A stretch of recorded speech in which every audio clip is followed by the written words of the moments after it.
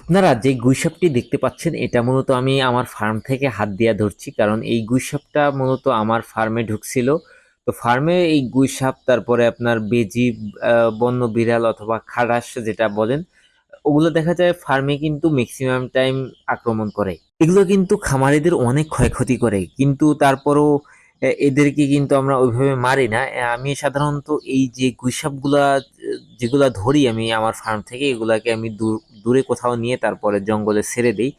তাছাড়া ওই যে বেজি, তারপর বন্য বিড়াল, এগুলাও আমি সর্বোচ্চ চেষ্টা করি যাতে আমার ফার্মে না ঢুকে, কারণ ফার্মে ঢুকলে এগুলা ব্যাপক পরিমাণে ক্ষয়ক্ষতি করে।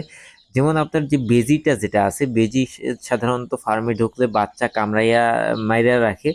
আর গুইসাপ যখন ঢোকে দেখা যায় ও মুরগি নিয়ে যায়।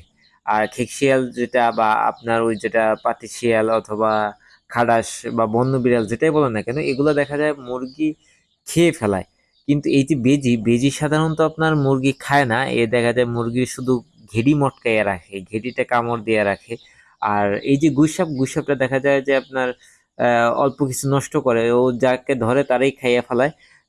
ও তেমন বেশি ক্ষয়ক্ষতি করে না। আর একে আমি হাত দিয়েই ধরতে পারি একদম ইজিলি।